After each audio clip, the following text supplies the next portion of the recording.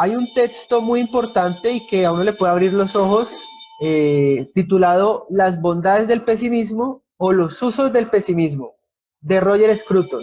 Supremamente recomendado, especialmente para los liberales, porque esto les va a explotar un poco la cabeza, dado que el liberalismo por definición es optimista y progresista, mientras que el pensamiento de un conservador tiende a ser reaccionario y pesimista.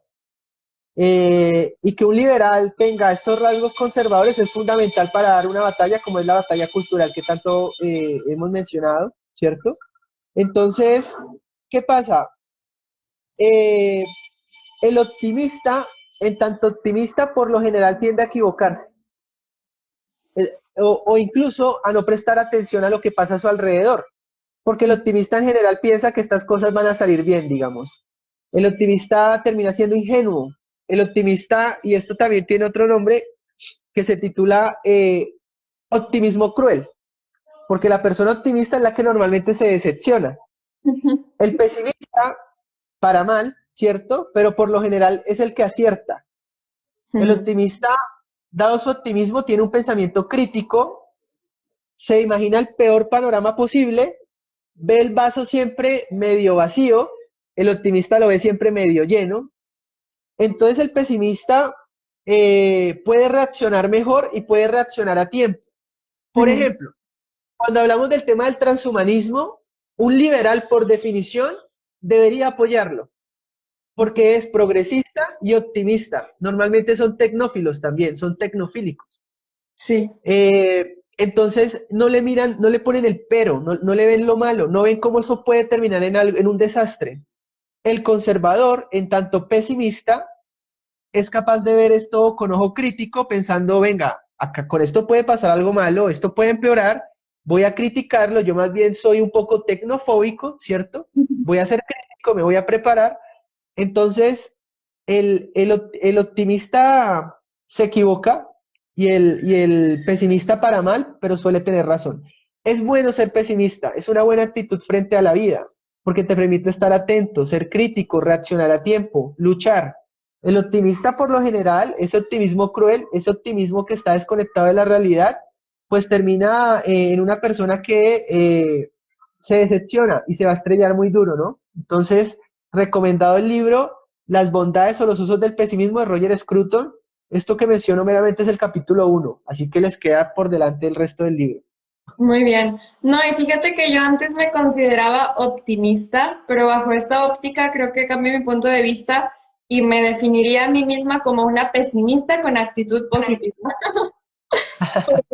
Siempre me imagino el peor escenario y intento después estar lista para él, pero al mismo tiempo siempre tengo una actitud positiva. Y hay un fenómeno extraño que cuando te preparas para lo peor, usualmente tienes un resultado mucho mejor del que esperabas. Entonces, eso también está padre. Y sobre todo el pesimismo, si queremos llamarle así, porque yo sigo llamando en mi propia cosmovisión diría que es optimismo, ¿no? Porque es tener una actitud positiva, saber que todo va a salir bien al final, aunque haya obstáculos. O sea, por ejemplo, ¿a qué me refiero con esto? Yo sé que a lo mejor en ciertos países puedan llegar al comunismo, por decir, pero yo sé que a pesar de eso, mis esfuerzos, los esfuerzos de Alejandro, de otras personas y de la sociedad en general, pues no van a disiparse. Y en ese sentido, aunque caigamos, al final, si hacemos lo suficiente, o sea, bajo un sentido de responsabilidad, depende de nosotros cambiar las cosas y puede haber un buen resultado. O sea, ese es mi optimismo, por así decir, un optimismo realista, por explicarlo de una manera. Claro. No, ese es el término, optimismo realista. Es que, a ver, uno puede encontrar como cuatro posiciones. Hay un pesimismo realista, crítico, hay un optimismo realista, crítico, hay un optimismo desmedido, desconectado de la realidad, que es la persona que se estrella contra la pared, y hay un pesimismo radical, por ejemplo, el de un filósofo llamado Cioran. Cioran escribe un texto llamado Sobre el inconveniente de haber nacido. Ojo con el tipo es un filósofo pesimista, Cioran. El título, Sobre el inconveniente de haber nacido. Ya te imaginas el grado de pesimismo de él. Y él en este libro sobre el inconveniente de haber nacido, él básicamente ni siquiera es que, o sea, es un nivel tan tremendo de pesimismo que él dice lo mejor es no haber nacido y terminar la vida cuanto antes, punto. O sea, un pesimismo radical.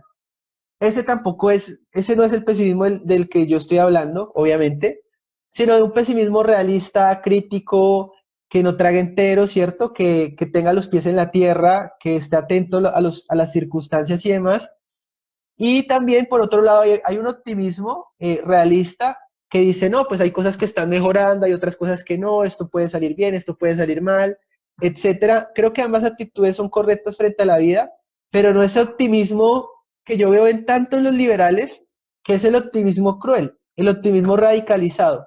Un optimismo en el que creen que todo lo del mercado per se es bueno, que creen que todo avance científico tecnológico per se es bueno. Esta gente no es crítica. ¿Por qué? Porque tiene un optimismo desmedido. Si fuera un optimismo realista, tratan de buscarle la quinta pata a la mesa, ver qué paro acá, ver qué puede salir mal, pero no, es un optimismo cruel, radicalizado, que no tiene un asiento en la realidad, ¿no? Y por eso uno ve que el liberal termina siendo muchas veces tonto útil de muchas de estas agendas izquierdistas, agendas globalistas, etcétera, porque todo lo ve desde una posición muy idealista, muy desconectada de los hechos, muy desconectada de la realidad. Por supuesto, y fíjate que esa es precisamente la razón por la cual es tan importante hablar sobre los valores, porque incluso el optimismo es un valor, pero no debe ser relativizado, o sea, tenemos que aprender en qué medida utilizarlo y en qué medida ser optimista o no, o realista, o etcétera. Y la razón por la que yo creo que la sociedad tiene tanto desorden es precisamente porque la gente, bajo el condicionamiento que nos tienen en el sistema escolar, ya no sabe cómo reaccionar ante las situaciones.